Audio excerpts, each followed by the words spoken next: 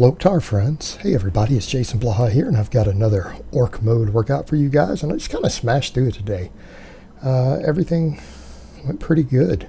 Like I said, the squatting is still a little difficult with the back off sets, but it went pretty good. This isn't a Monday. I'm not fresh because Sunday I goof off. Did all this stuff yesterday, and I bumped some weights up on some other stuff today.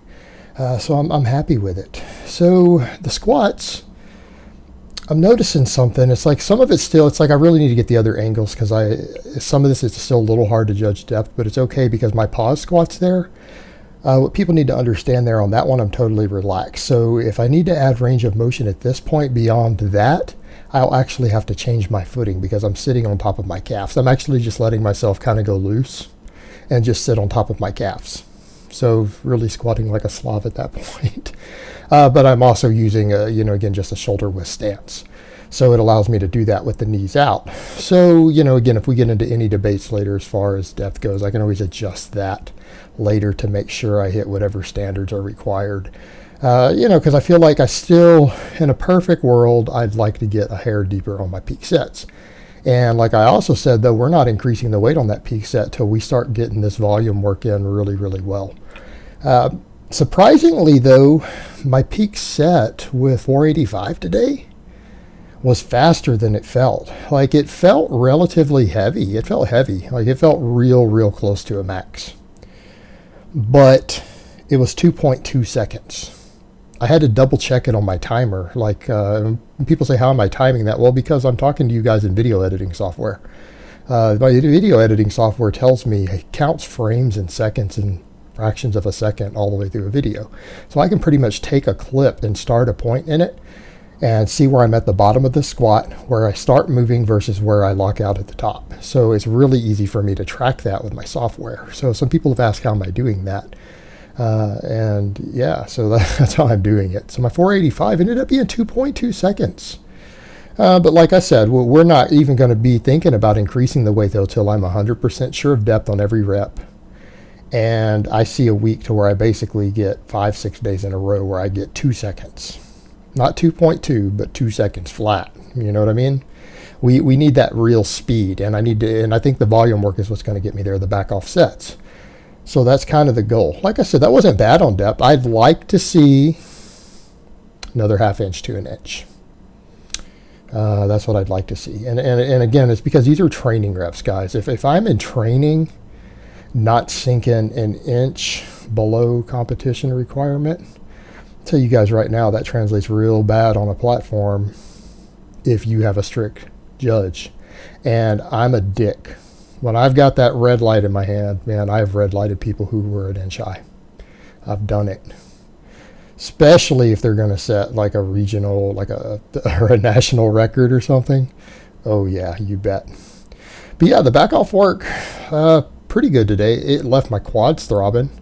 Which is what we want. If my quads are hurting at the end of these sets, then I know that they are definitely not only my weak link, which we already know from my technique. We can tell that my quads are the weak link watching my squat, right? That's all we need to know. We can see my biomechanics. We know my quads are my weak link.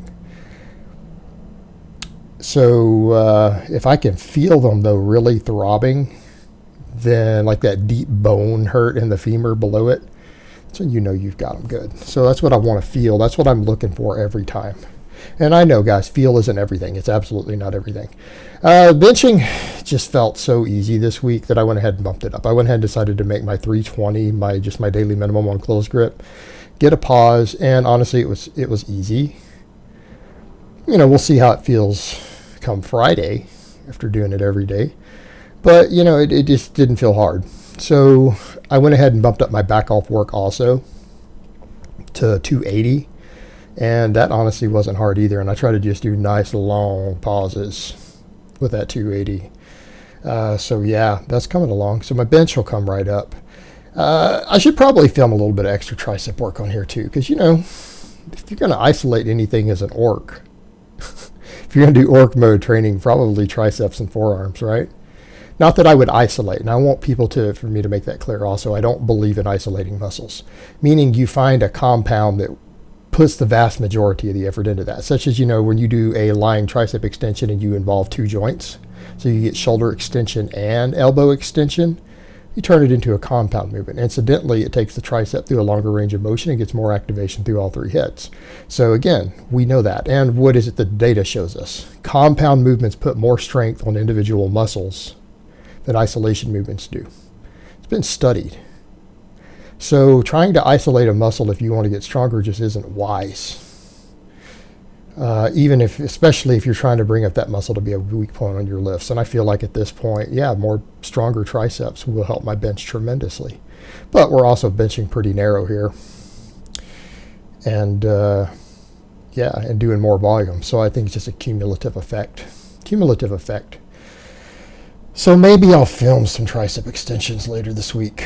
I've actually been doing a little bit of them here and there, but I can make it a more regular thing and actually film it. Because again, what I always tell people too, this whole orc mode training is about thickness anyways, right? You want to look thick. That's what orc mode is. Not about looking aesthetic, it's about looking thick and solid. And some bigger triceps, kind of like traps and other stuff, always make you look thicker, particularly to the side. They make your arm look thicker from the front, because it is about thickness. It's about power. It's about not looking strong and being strong, right? That's your goal. That's orc mode. Being as strong and as powerful as possible and looking the part to go with it. Not peacocking around, looking big and not being strong. You want both. But I've just powered through those back off sets. Like I know I'm going to have to increase the weight on these next week. And that's great. I mean, if my back off sets are going up, we know my max is going up. When your volume triples, when you keep increasing the weight, you're transferring to a bigger max also. That's good. That's good because these were easy today. I just did them for nice solid pauses and just exploded up. Look at that. Speed. Power. Look at that. Nice and good. That's what I want to see because we need to get that bench up. I do need to get to a 400 bench eventually. And I feel like that's going to be the hardest one of my goals, Today, guys, this is where I need to break some of this down. All right, yes, I used straps today. What did I say I'm going to do? And people who don't understand this, I'm sorry. Maybe I need to do a whole video explaining how grip works. If you're going to pull mixed grip, I don't believe you should use a set of straps. If you're going to pull hook grip, and this is where I've changed my stance, especially if you're going to do a lot of hook gripping, you might need straps. I think Callier Woolham is right on that. And the way I'm going to do it for now, because I'm deadlifting 6 days a week trying to build my hook grip. Well, my thumbs are struggling to do it every day. So it's like every other day, I feel like the skin needs 48 hours between every heavy pull. I'm going to keep working on getting stronger and stronger and stronger on those 3 days I hook grip pull. All right. But those heavier pulls, when I start getting up above 400 every day, it's really taking a toll on my skin. I'm going to end up ripping a callus. I already had a little tiny minor tear already. I need them to get thicker and stronger. And so I'm going to have to pull with the straps every other day. But this also tells me my deadlift strength has stayed pretty solid without really deadlifting. Because the 485, once I had straps and I wasn't having to feel my thumbs, this was stupidly light. It's like, oh my God, I could have done this for 10 reps. So I went ahead and bumped it up to 535, and that was easy also. Now, I don't want to overdo it because I've got to deadlift 6 days a week. It's really hard to pull really, really heavy at a high frequency. You've got to leave a lot in the tank. But I was happy with the 535 because it's the first time I've grabbed over 500 really since I've been doing the Bulgarian. And it was really light. So I felt like I left 50 pounds on the bar, like on the platform here. So that's without really having been doing deadlifting. But then again, I was doing triples with 545 in Olympic shoes, beltless, when I started the Bulgarian. So again, not a surprise. So I haven't really lost any deadlift strength. The rows and the squats have maintained it. But I do need to start working on it. And at this point, the hook grip is the only thing holding me back.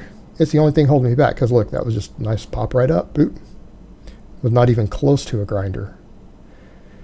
So that's what I'm going to have to do, guys. I'm going to have to do a little bit of pulling with straps just to build the strength. And I'm going to have to keep hammering this hook grip and keep doing my separate grip work. Like I said, 18 sets of rows, supine rows every week helps with my grip. I'm also doing my pinch blocks every single day for a nice hold to failure with each hand. So I am getting grip work every single day. And then we're going to keep working that hook grip. And that's my limiting factor, because I don't want to tear a bicep and I don't want to go mixed grip. And you can't double overhand. Guys who can double overhand over 500 are insanely rare.